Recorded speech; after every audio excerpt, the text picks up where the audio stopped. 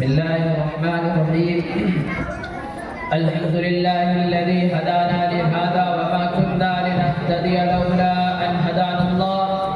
أما بعد، قال الله تعالى في القرآن المجيد: أعوذ بالله من الشيطان الرجيم. بسم الله الرحمن الرحيم. اتل ما أوحي إليك من الكتاب وأقيم الصلاة. وہ ایک سجدہ جسے تو گرا سمجھتا ہے، وہ ایک سجدہ جسے تو گرا سمجھتا ہے، ہزار سجدے سے دیتا ہے آدمی کو نجات۔ جناب صدر محترم اور حاضرین انجمن، آج کی اس محفل میں آپ حضرات کے سامنے کچھ نماز کے متعلق عرض کروں گا، جو عبادتوں میں سب سے زیادہ اہم عبادت ہے، جو قرب خداوندی کا سب سے اہم ذریعہ ہے۔ دعا کرے کہ اللہ تعالیٰ مجھے صحیح کہنے اور ہم سب کو اس پر عمل کرنے کی توفیق عطا فرمائے۔ حضرات، جب قیامت قائم ہوگی، حشر کا میدان ہوگا اور تمام دنیا کے اولین اور آخرین اجتماع ہوگا، ہر شخص عجیب کیفیت میں مبتلا ہوگا، ہر انسان کی پیشانی حرق آلود ہوگی، نفسی نفسی کا عالم ہوگا۔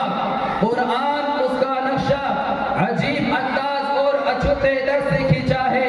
فرمایا: یوم یفر المرء من اخیہ و امہ و ابیہ و صاحبتہ و بنیہ لکل امرئ منہم یومئذ شأن یغنیہ وجوہ یومئذ مسفرۃ ضاحکۃ مستبشرۃ ووجوہ یومئذ علیہا غبرہ ترہقها قترہ اولئک هم الکفرۃ الفجرہ۔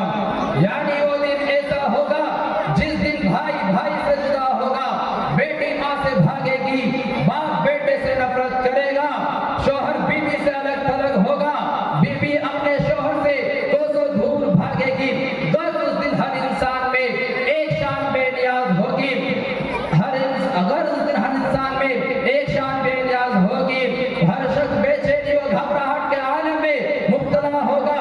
حق جل مجدہ کے جانب سے بھی ارشاد ہوگا کہ آج یہاں نہ تمہاری جائیداد کام آئے گی، نہ تمہارے محلات تمہیں بچا سکیں گے، نہ تمہارے دوست و احباب کے جگہ غفیر بچا سکے گا۔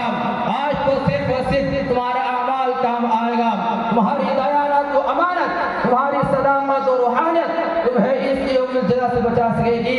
ارشاد ہوگا: یہ گھڑی محشر کی ہے تو عرصہ محشر پہ ہے، یہ گھڑی محشر کی ہے تو عرصہ محشر پہ ہے، پیش کر غافل عمل گر کوئی دفتر میں ہے۔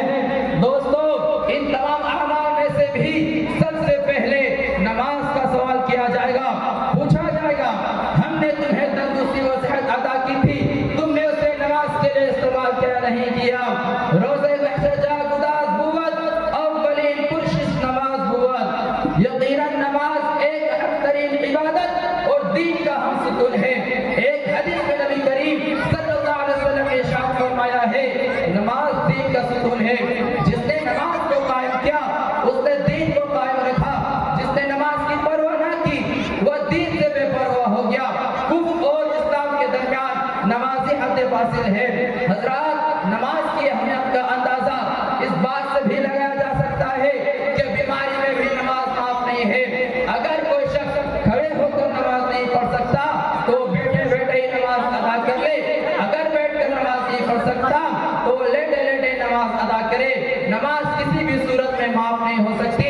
ایک حدیث میں نبی کریم صلی اللہ علیہ وسلم نے ارشاد فرمایا: من ترک الصلاۃ متعمدا فقد کفر، یعنی جس نے جان بوجھ کر نماز کو چھوڑا اس نے کافر والا عمل کیا۔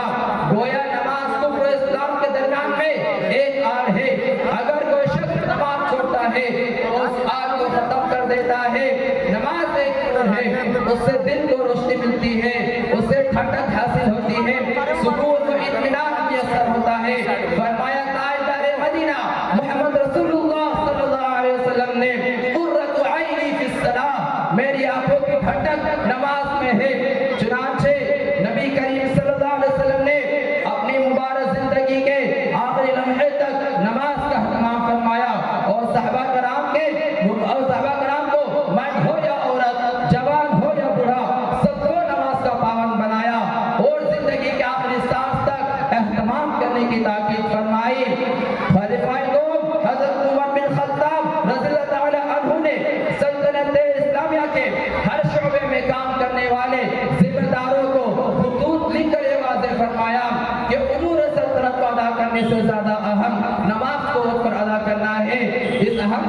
سے ہم سب کو سبق حاصل کرتے ہوئے نماز کی پابندی کو اپنا مقصد زندگی بنانا چاہیے. اللہ تعالی ہم سب کو اس کی توفیق عطا فرمائے. آمین. وآخر دعوانا الحمدللہ رب العالمین. بہت خوب ماشاءاللہ. آپ تمامی حضرات ابھی ایک بہت